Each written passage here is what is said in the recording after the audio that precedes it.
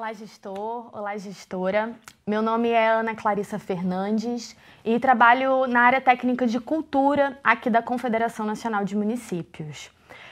Hoje nós vamos falar a respeito de uma publicação que foi lançada recentemente, foi lançada na Marcha e que se trata de planejamento para a gestão pública municipal de cultura. Como elaborar um plano de cultura. Bem, o tema do planejamento, para a gestão pública é algo de extrema importância e isso não é diferente para a área da cultura, Nessa cartilha, a gente vem tratando a partir de três capítulos essa temática, tanto do planejamento como especificamente dos planos municipais de cultura.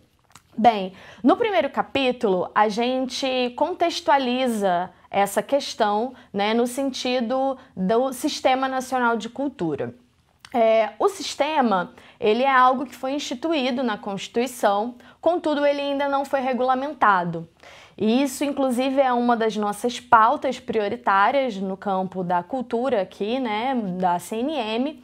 E devido a isso, então, a gente contextualiza isso na cartilha. Por quê? Porque o município que não tem a obrigatoriedade de aderir ao sistema, mas caso ele deseje aderir, ele então assina um acordo de cooperação com o governo federal, no caso, hoje o Ministério da Cidadania, por meio da Secretaria da Diversidade Cultural, vinculada à Secretaria Especial da Cultura. E a partir, então, desse acordo de cooperação, os entes estabelecem compromissos mútuos. E no caso dos municípios, um desses compromissos é a elaboração, em conjunto com a sociedade, institucionalização e implementação de um plano municipal de cultura.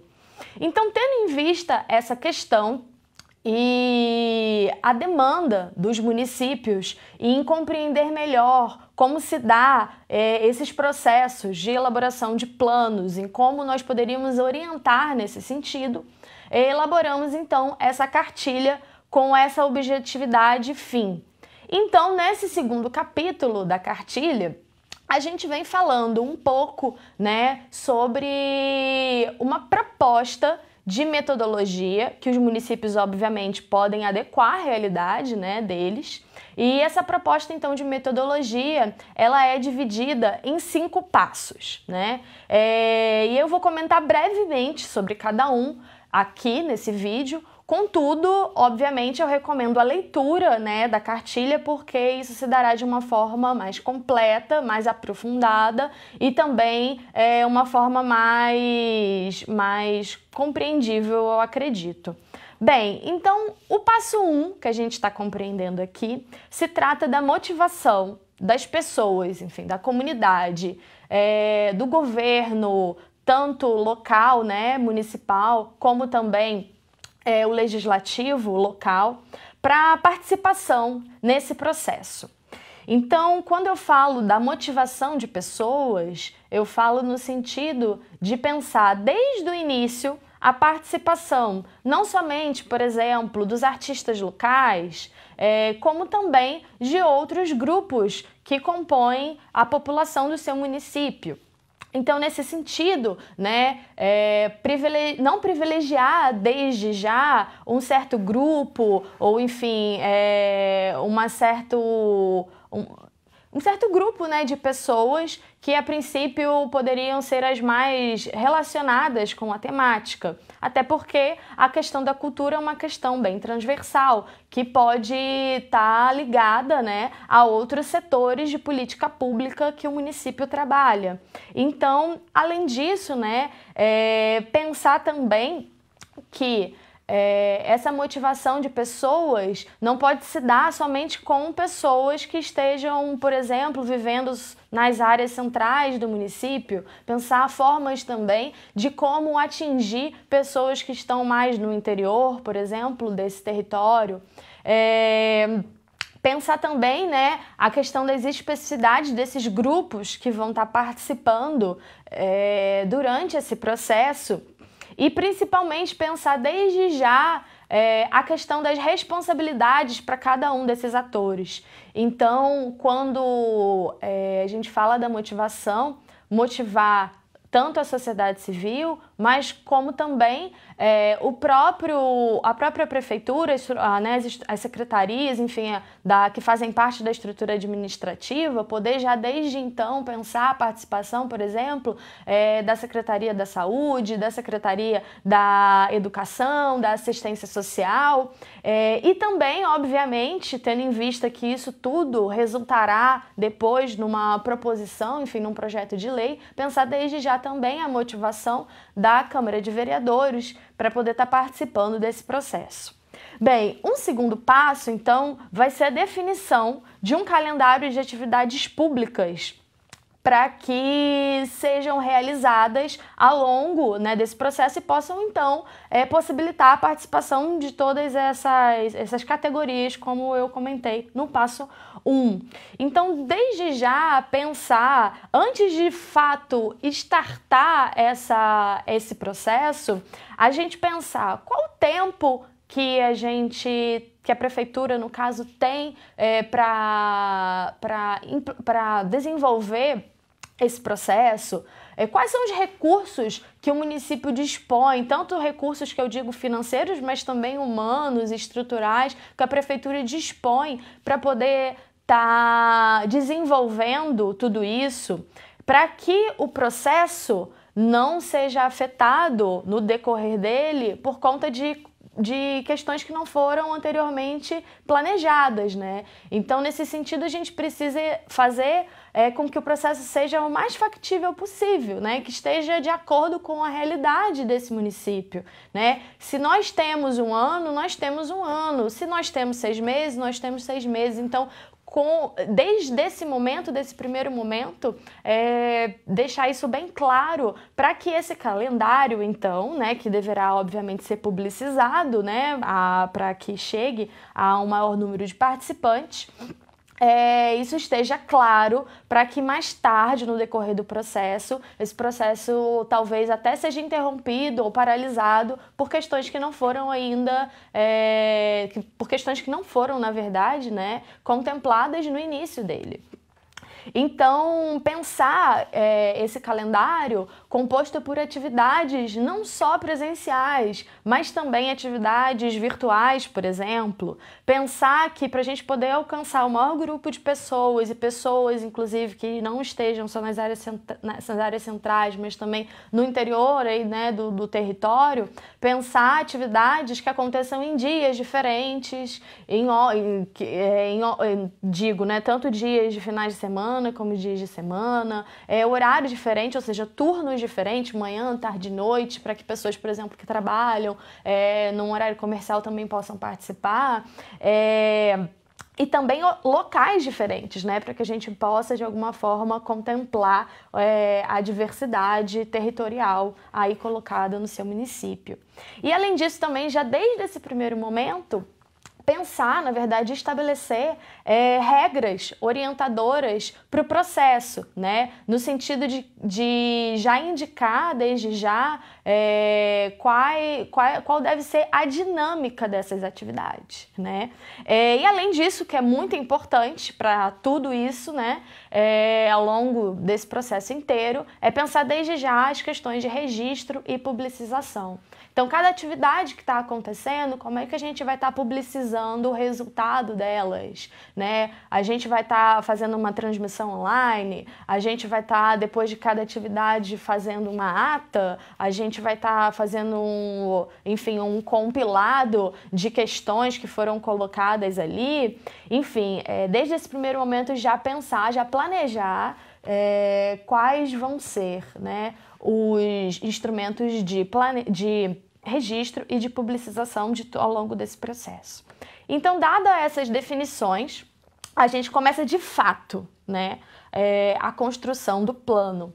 Então, como um terceiro passo, a gente indica a questão do conhecer a realidade municipal no campo da cultura.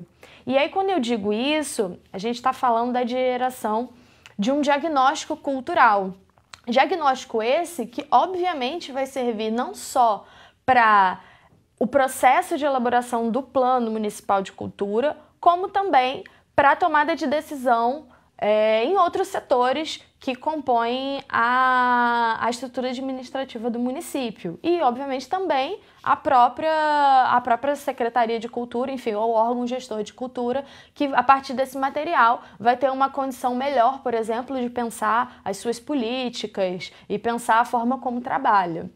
Então, dado essa geração desse diagnóstico, a gente vai então para um quarto passo, que seria, a partir dessas informações coletadas, a partir desses dados coletados, desse conhecimento mais ampliado e aprofundado dessa realidade, a gente pensar a formulação, então, de propostas, né? Tanto de ações como também de políticas, de programas culturais.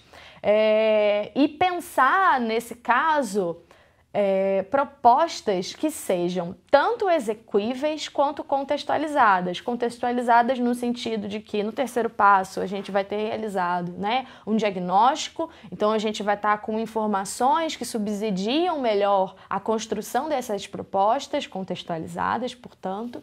E execuíveis, eu digo, no sentido de, desde esse momento, já deixar claro quais são as possibilidades, né, do município em termos dessas propostas. Então, que de fato, né, a prefeitura, apesar de nesse momento a gente poder vislumbrar a questão de parcerias, enfim, outros tipos de relação, tanto com outros entes federados, como também, por exemplo, com a iniciativa privada, a gente pensar, portanto, propostas execuíveis, né? Que a gente tenha uma segurança um pouco maior de que elas têm capacidade, enfim, têm possibilidade de serem implementadas naquele município. E por fim, então, como um quinto passo, a prefeitura, né, no caso, averiguar, então, dadas essas propostas que foram feitas, enfim, de forma compartilhada com outros atores que estão participando desse processo, enfim, a sociedade civil, né, por exemplo, a prefeitura, então, nesse quinto passo, averiguar essas propostas que foram feitas, né, no sentido de perceber, de fato, essa proposta X é uma proposta contextualizada?